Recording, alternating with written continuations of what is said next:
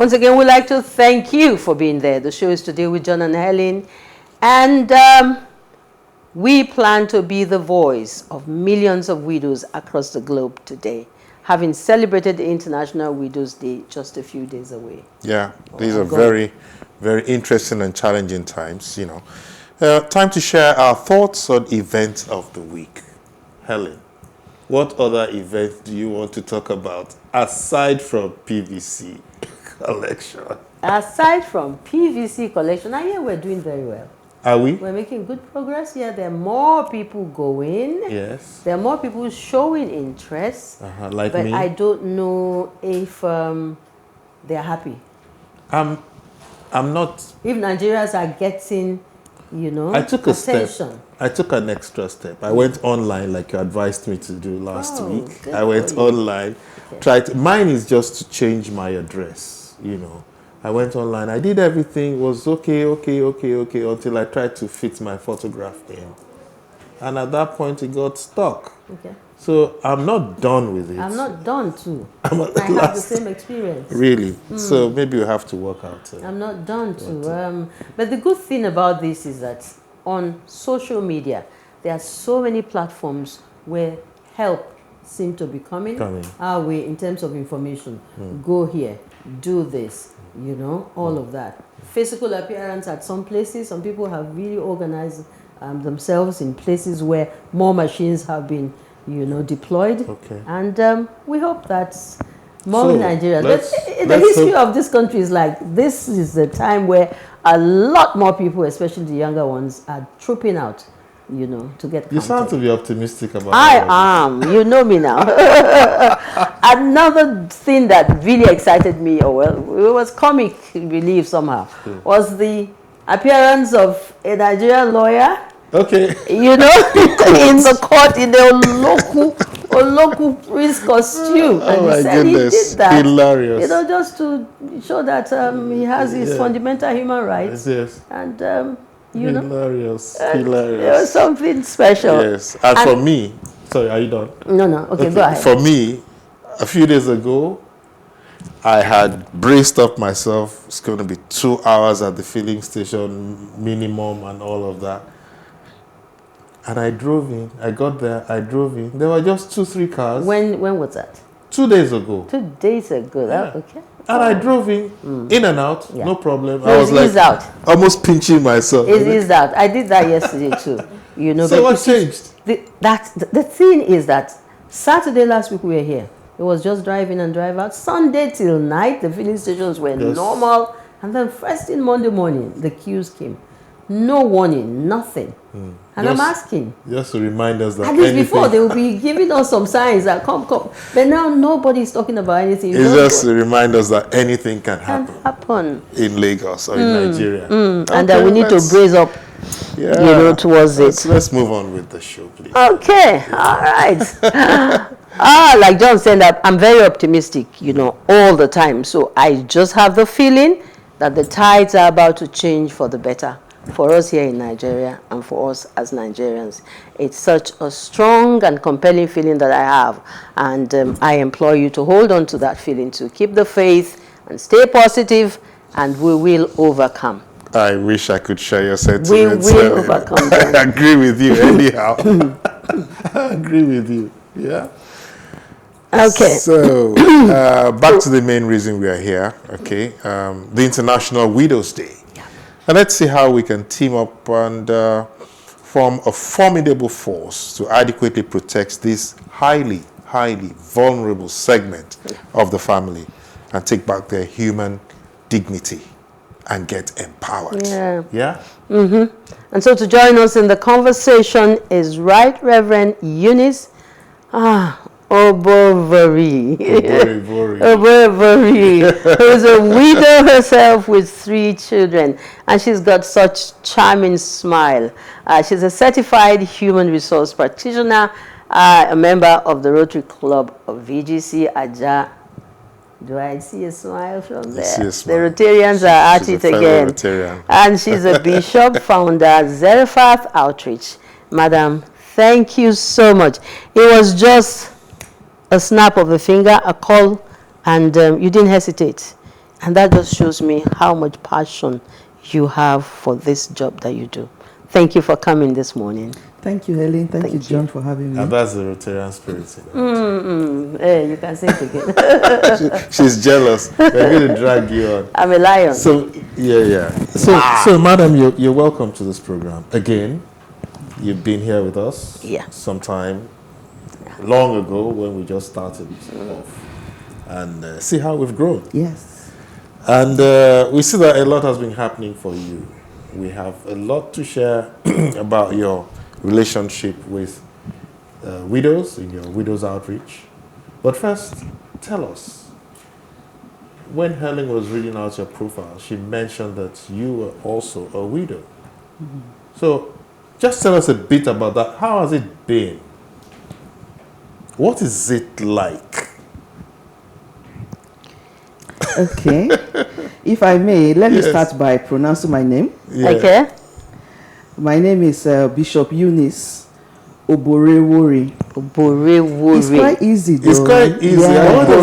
Oberevwori. The V, because I'm from Delta State, the V is what really throws people off. So my name is Oberevwori Eunice, and I'm a bishop as well. And talking about widowed is always an emotional topic, of course, yes. But it's a reality. And for me, I believe in facing your fears. So widowed is when it dawns on you or when it happens to anybody, then you know the kind of support you have or those who are available for you. And also from my working with widows and widowers, I work with a lot of them and I meet them very regularly, once a week and once a month. So you will know the kind of support you have available to you and how to brace up yourself. And really, most times you realize that you really don't have much of a support. You have just you, and if you are a woman or man of faith, you have God, which is more than enough. So that has been my experience. That is what has been keeping me on. And that is what has also been helping me support the widows and widowers that I have under that I have within my sphere of influence. Yes. Okay. Good. All right. So the need to support widows, especially in this part of the world, seems to be relatively almost not there, like you said. Is it that the social support system is faulty? We are a traditional people, if I would like to say that, where the extended family thing, exists. So I'm wondering why support is not available. Okay, from my own experience and interactions, our culture has a lot to do with it. Because in our own culture, and I don't think it's only in Nigeria, across the world, across the globe, the culture is like targeted against widows and widowers, because most times, in most cases, you find out that the widow is instead of getting support for losing a spouse, instead of getting understanding, kindness for losing a spouse, they get discrimination, they get stigmatization that your spouse is gone. And even in some cases, you get accused of killing that spouse. So people don't really give you support. They don't feel the need of supporting somebody who, in quote, has killed the spouse, according to culture. You have some cases where somebody's spouse died on a lapse. This is a life story. One of my members, her husband died on a lapse. They were taking the man to the hospital. He died in the vehicle. And the family said she's the one that killed their son. She had to take the corpse to their village. I don't want to mention the part of the country. They told her, you have to bring our son to us. She took the corpse on her laps. I can give you the name of the person after if you want to collaborate. What part of the country is that? This is we're about correcting some evil. She's from the east. Okay, she's from the east. Yes. she took the corpse on her laps before she got to the village. Wow. When she got to the village, they had to do a lot of things. Bottom line is, she's the one that killed her husband. But her husband had a medical condition. They were on the way to the hospital, and the man died. So in that kind of situation, till date, luckily she's able to get some support. She has started a business. But when she was speaking to us about it, she hasn't gotten over that experience. The emotional trauma, yeah. For you to lose your spouse in your very, in quote, before, and your in-laws telling you that you killed this man, no, come and do this, come and do that, come and do this, come and do that to prove your innocence. And after that, they didn't know how she came back to Lagos. Nobody cared. After the whole thing, she came back to Lagos. She has little children. To see how she can start a life, and she's still trying to stabilize. So that's just one scenario, yes, or a typical scenario why people don't really support widows, except those who have the understanding. They have understanding. They have biblical understanding. They have emotional intelligence. They have cultural intelligence. They have human kindness. Thank you. Those are the people that go out of their way to support widows, or to collaborate with us to support widows in any way.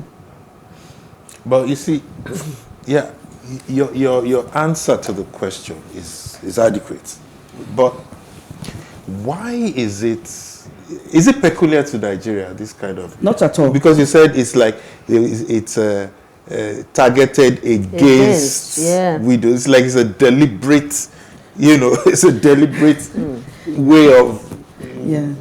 Is it like this just in Nigeria, or is that the way widows are treated all over? It's all over. I think it's more of Africa. Why? And since if you can have the United Nations putting aside a day to celebrate widows, then you will know that it's not peculiar to just Nigeria. You have these stories across Africa, India. I think it's all over the world. But I think the more developed the country is, the less of this impact that we have. Okay. So we have it.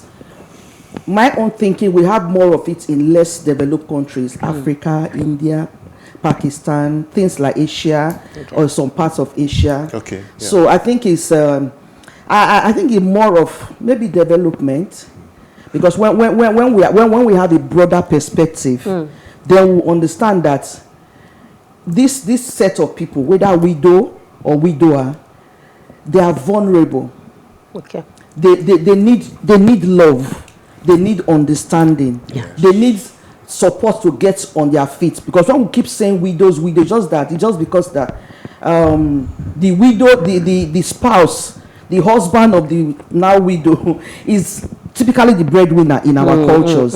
So when the breadwinner goes away, you have accommodation issues. Okay. You So when the breadwinner goes away, then the woman left behind is more vulnerable. So what you're saying is the impact is more on the widow than on the widower. Yes. That's it. Yes. We'll come to that. Yes. We'll come to that, because there's something I really want to sort out first before we move on to that level in our discussion. Now, the story you gave us, you located it in the eastern part of the country. Would you give us any one or two other instances, maybe from the north or the western part, so that we know that it's a general thing, it's not an eastern issue? Okay, I've heard about Edo State. I don't know which culture in particular, where the women, the widow now, is expected to carry out some rites as well when the husband passes on. Especially when you can say maybe in questionable circumstances. When the husband passes. Yes, when the husband passes on, maybe in questionable circumstances. And also, from my interaction with widows and a few widowers, most of the time, if when the man was alive, if there was no proper relationship with the in-laws, between the wife and her in-laws. Yes. If there's no cordial relationship, when the man passes on, it becomes a bigger challenge for the woman to get along. It becomes a bigger challenge for her to get understanding. Some will tell you that everything I say is from my interactions with these people. Some will tell you that when your husband was alive, sure you were enjoying now. Sure you were enjoying. Now that he's dead, come and see who will help you now. That kind of thing. Some will say and most times people that you have even helped within the family, maybe your in-laws, your brother-in-law, your sister-in-law, that you have been nice to when the man was alive. You are having a good life, a good family life. Yes. Not flamboyant, but there are certain standard of life you ought to have, which you have been having.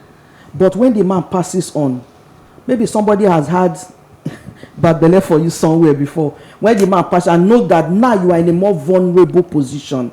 Yeah. All right. So let's go to specifics. We know that it's not a bed of roses. In fact, the fact that you've lost someone who is as close as a spouse is enough challenge. Specifically, can you identify some of the areas, where you have noticed or observed that the widows especially need help? Where do they need support most, from your experience? Thank you, Ellen.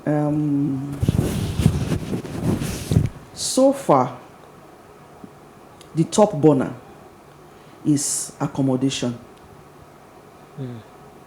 In my ministry, we have we reserve accommodation for widows. So we house widows, genuine people that have genuine and very desperate cases. So we house them. We don't give them money to go and rent house. Because sometimes you give them money to go and rent house, they would divert the money to something else. Maybe feeding, maybe something more they feel more pressing. So to add value, we provide accommodation. This is the house, this is the key, this is where you stay. Then you can sort out yourself from there. Maybe your business or your office or market, but at least now you know you have a roof to stay. You and your children somewhere safe. So what I've observed is, strangely and painfully enough, when the breadwinner passed on, the house they used to stay, I always have this example that refused to leave my head. This woman and her husband, they are staying in a family compound, let me use that word, that kind of setting whereby you have everybody have their rooms allocated to them, maybe by their father. So this is your room, or this is your flat, this is your own. Some will rent their own house, or some will say, I will stay with my family. Then when the man passes on, they throw that widow away. Live with your children. Then they put that place on rent, or they sell it. I have a specific issue whereby the husband, or let me say the late husband of the widow, his best friend came to buy that apartment at peanuts from the family. And the woman and her children were asked to relocate. This is mind-boggling. Sometimes it's so it is real. So it's accommodation. Number one.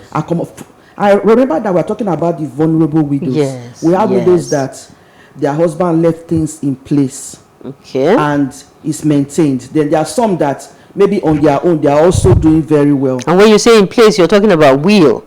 Something that is, maybe the documented. The man bought them in the wife's name, or that is things are set, and maybe also the family, the in-laws are well enlightened and kind-hearted. So they'll put everything in place to support their late brother or late son's widow and children, education, every other thing. So we're not talking about those people. We're talking about these people that some of them can't even read and write. like in my ministry, when we have fellowships, we have interpreters. And these ones are in the majority. In the majority, some can read and write. Some is just the local language. Some did not go to school. Some didn't even have a business on ground when the man was alive. They were full-time housewives. Let's put it that way.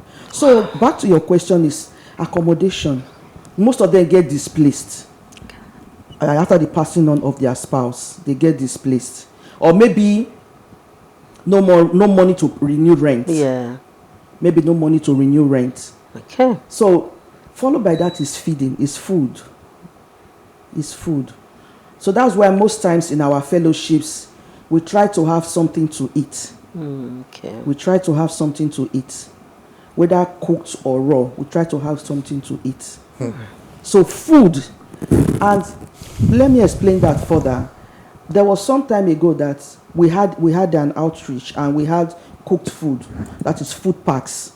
Somebody came to meet me. He said, "Mommy, this food you gave me is just for me. What about my children at home?" True. And I looked at it that this woman, this widow, she's making good sense. Yes. Okay, she'll come here now, you give her food pack, she will eat. What is she going to take home to the children who are at home? So we put that into consideration in our plannings subsequently, that they should have something they can take home, no matter how small. So feeding is and this key. one is only once in a while, like once or twice in a week. So what happens to the rest of the days in the week? So Serious. it's something that has to be sustained. You see, all of this, what it brings to my mind is planning, the issue of planning. We've talked about vulnerability of the widows. This road is not one that we've been driving on this road for ages. We know that the chances of a woman becoming a widow before the husband becomes a widower, the chances of a woman becoming widowed is higher, than for the man, the other way around. So why don't we ever plan for these things? Why don't we ever we know that we will not live on earth forever. Somebody will leave, will go one day. So why don't we always plan for that? Like we plan to build houses, like we plan to send children to school. Why don't we plan for widowhood? I really don't have an answer to that because I'm not in government. No, but individuals. It's not even government. It will come one day. One day I will retire, one day I will die. Why wouldn't the men think about it? It's like and probably set up the women, no matter on what level. So the wife is not 100% dependent on the resources of the husband. I think it's getting better with more awareness, with more advocacy. It's getting better that in the sense that, like you said, it's a given. It's just like saying nobody lives forever. Nobody lives. Even if you are 150, one day you will die. So it's a given. Just like when you plan the estate of your for your family, or you do insurance and do that. This is something that people need to make intentional efforts to address. Whether you are a woman or you are a man, whether a husband or wife, your spouse can pass on, you can pass on. So what is left on the ground for the children, for example, or the spouse that is left behind, or a man that the wife passes on suddenly, is going to learn to be a mother and a father at the same time, which he did not even prepare for. He did not prepare for. So those are things that we have to prepare for. We have to face. It might not be palatable. Yes, it's not. But it's something that we need to face. It's not palatable to say, okay, I'm a widow. Like a husband and wife sitting down and talking, okay, at the event when I die. I mean, it's the subject matter of death is not. We have to plan, and we have to plan in conjunction with our families. That is the in-laws. If, for example, a man states from day one that my wife and I, we have this, for example, let it be known that it's my wife and I that built this house, for example. So if, for example, the man passes on suddenly, no in-law or uncle will come from somewhere and say, okay, come and move out. Yeah. Because the man has made it clear from day one that this place belongs to my wife and I. My wife and I, we are one. Okay. Okay. Now, we talk about vulnerability, John, and a lot of the wives, the moment the husbands go, they are like totally broken. Their self-esteem is gone. They do not have courage to face any member of their husband's family. As you meet with women who are there now, is there any opportunities, where you also pass on this message to women who are not there yet, in terms of building confidence in the women, even the ones who are now widowed, building confidence in them to be able to stand up to in-laws, whoever, to say, no, this is who I was one with my husband, and this and this and this and this are the things we have set down, even if there are no papers, to confirm this thing. Self-esteem and courage in the women. Are you dealing with that? Thank you, Ellen, again. Yeah, we see that a lot, and that is why we make intentional efforts to enlighten people who come for our fellowships. It's not only widows that come for our fellowships. Okay. It's for everybody. That you are a wife, you are a mother. What are you doing with being a full-time wife? It's not glorifying to say you are a full-time wife. You leave your husband to do everything. You say, okay, my husband is trying for me. He's doing very well. He loves me so much. He provides even up to my toiletries. As if you are an invalid. As if you are invalid. Especially those that some are educated. Even if you are not educated, you have something you can add. There's a value you can add to your husband.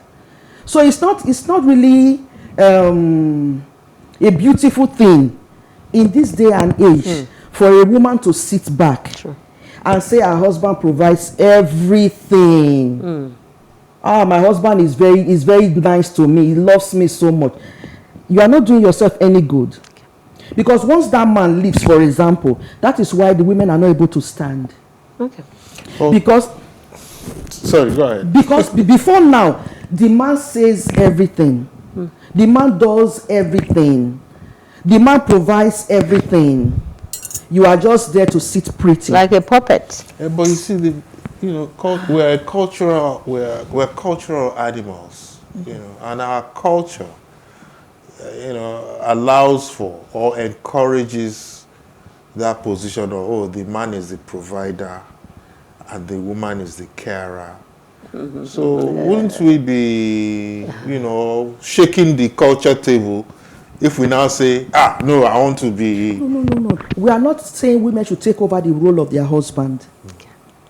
You should be a valuable support to your husband. Okay.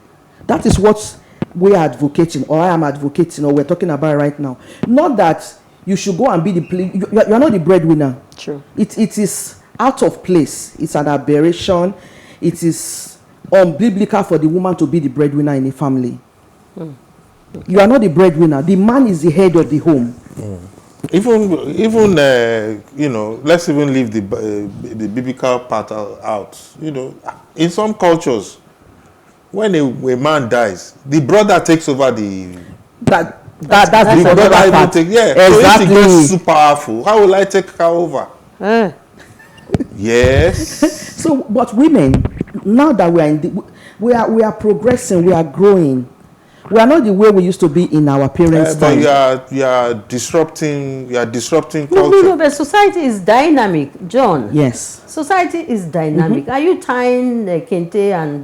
but culture is a structure now. It's a structure, but it moves with time. Culture is also dynamic. If you find stuff that aren't working anymore, there's need for people to move ahead. Now, when you were talking earlier on, you were specific on things that happen to widows after their spouses have gone. Can you tell us more about it? Can you tell us more about it? And how women are able to get out and wake up and take their lives back again, because this is the crux of the matter, that the woman is able to live again after all of the issues she's gone through at the, when her husband passes. Another one, these are deep issues, but we have to talk about them. Another one is sexual molestation of widows. Sexual molestation, because they are vulnerable. They are vulnerable in a lot of ways. So I give you a typical example again. A widow is left with her 3 children, 4 children, 5 children, whatever number of children she and her husband have. And because somebody who is close to the family, this is another real life scenario again. Her husband's friend that she thought that she can confide in, will get some support, maybe financial support or whatever, before she gets on her feet, makes sexual advances at her. If I have to help you, you have to do something. Exactly. If you cannot agree to this, please move out. Okay. How about the children? The children are also impacted as well, because you have some cases where it's somebody that has finished eating that goes to school. Some of them stop school. And early marriages. Though I've not really had any cases of early marriage. That is forced marriage. Yes, forced. I have a case of somebody, one of them that got married early, but it wasn't like it was consensual.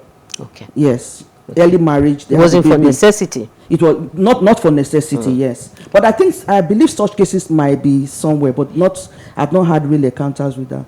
But what once I've really encountered is children who stop school. Okay. Who stop school.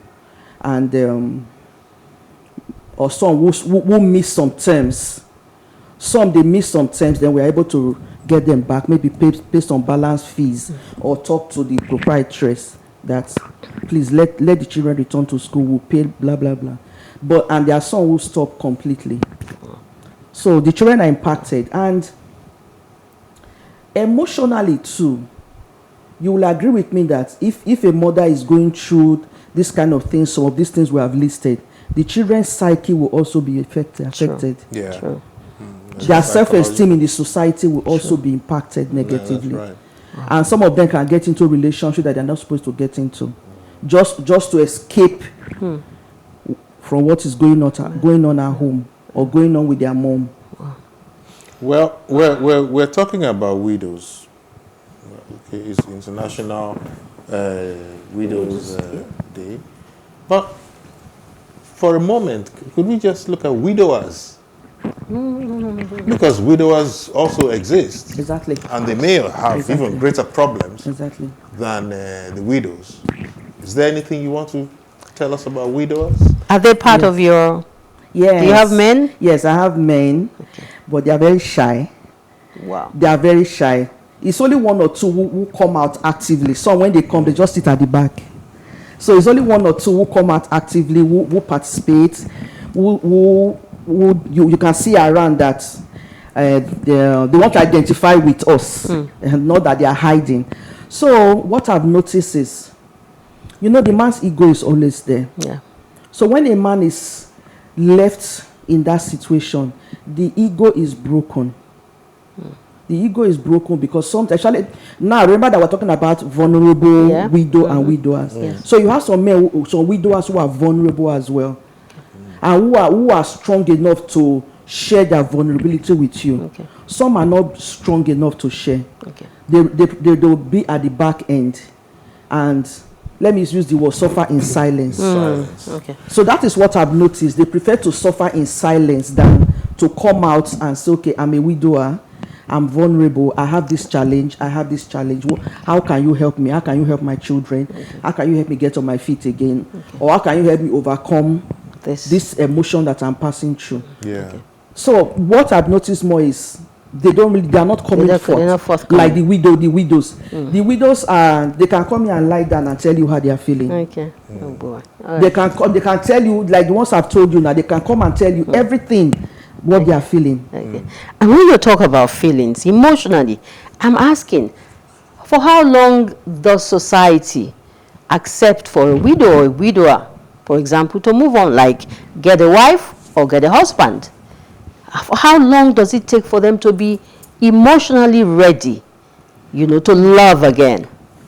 You know, that would be a personal, per individual basis. Okay. Because if you are not emotionally ready and you go into marriage, you are just setting yourself another for a failure. Because I know some in some part of the country, when this happens, they're like, the husband has been gone for just a year, the wife has been gone for just 6 months and stuff, and they're remarried, you know, and so there are people talking about it and not too happy. That's why I wanted to find out. Okay, I think some cultures have different dates. I really don't know. Okay. But I know that it has to be per person basis. Individuals. Because in our meetings, we encourage widowers to marry. Okay. When they find the right person and they're emotionally stable enough to marry. Bearing in mind their children, I always tell my members, don't go and marry a man that will molest your children because you are lonely. Okay. Okay. Or because you want to be remarried, you want to marry again, you want to be Mrs. again. Bear in mind your children. Those children should be paramount. Okay. They should be paramount. It should be a consideration for you when you want to get married, or when you want to decide that, okay, this man, I'm in love with this man, or this woman, I'm in love with this woman, I want to marry. Okay. Okay. So that's my counsel. The children are number one. Yes, that's my counsel. The children should be number one. Okay. Because if you marry somebody that is not aligned with you and your children are not happy, you are not happy. Sure. I had a personal experience that somebody told me that, why don't you send your children to their father's family so that we can build our new home. Wow. So you have cases like that. I see a widow that is, because you can know when a woman is in that line of she's dating somebody, she's looking here and there, she's looking pen, all those kind of things. And I call them, I know the line you are following. This man you are following, is accept your children? Okay. Is it going to help you bring up your children? Or are you going to tell you to send your children to your in-laws later? So please consider that. Yeah. If you don't consider, if you consider that before you make that decision, if everything is fine, you go ahead and remarry. It's fine. Okay. Now you've pointed out a few support, systems. You talked about the family, your outreach, and the church. The church. And maybe the mosque. I think, because funny enough, I have Muslims who come to my fellowship. Okay. And I welcome them. Okay. Because it's not a religion thing. At all. It's not religion. It's not a religion, No. and that's the reason I'm asking this it's not a question. religion thing. Where is the place of government in all of this? What is government doing? I will give you an example again. I was planning a medical outreach last year. I think that was August. A full-blown medical outreach. And we, for the sake of compliance, we contacted the local government. My outreach is in Ogombo, in Ajah. Okay. And we were asked to see the local government area, the HO, health officer, so that you get aligned. Because it's a medical stuff, you should get aligned with the local government and they provide the support they can provide. It was an uphill task. There's no priority at all. There was no priority for it. It was an uphill task. It looked as if we were trying to do something that is, I don't know that it concerns only us. It doesn't concern government. Okay. So that brings us to your question. Where's the place of government? Yeah. I was thinking when we liaise with the local government, the health sector. Because it's social welfare department. We got very minimal support. Okay. And it went on for a long time. I went to local government severally. Sometimes they were even dodging me. They were even dodging me. I said, I'm not asking for money. We need your personnel. Later, they gave us some few personnel. Okay, we're being told that we need to wrap up this conversation. But perhaps somebody just tuned in like 2-3 minutes ago and didn't get quite a lot of our conversation. What would be your parting word as the world celebrates International Day for Widows. What would be your parting words to anybody who has just tuned in and needs to run with that vision? Thank you for holding such a program again. Thank you for your interest for this set of people in our communities. It's a reality that we have widows and widowers in our midst. Yeah. It's a reality that we have vulnerable ones in our midst as well. I will encourage anybody, male or female, government, church, anybody, man, woman, look for genuine organizations that support widows and collaborate. Yeah. And if you have requests from organizations that they want to hold program to support this group of people, widows and widowers, support the best you can. Yeah. You can support by advocacy, you can support with your money, you can support with your time, your skill, your prayers, your kindness. Even when you meet a widow one-on-one, show some level of kindness. Don't try and judge. Don't just try and judge. Just show some level of understanding and kindness to this set of people that. So we must kick out the discrimination. No bias. Yes, no bias. No bias. Thank you so much for coming. This is indeed a clarion call to philanthropies, to civil societies, to non-governmental organizations, the media, especially women lawyers who help to provide, the legal angle to women who need them, and others to join the crusade, because we are all victims. What affects one does affect all of us. We have mothers, we have sisters, we are women ourselves, and at some point in time, these things will happen, even the other way around. Thank you again for joining us. Thank you. You avoided calling her name. I don't have to help me now. So what more can we say? You've done very well. Thank you for coming. Thank you so much for being with us again. Moving on, let's remember the lifestyle segment is still in view with Pharaoh and her guests. But first, let's shake up that unwanted fat and really be at our best health, today. And guess what? For the week ahead. Pharaoh is talking about sex education via social media. Okay. We'll see what comes with that. All right. Let's join. Let's go on our kick feed now.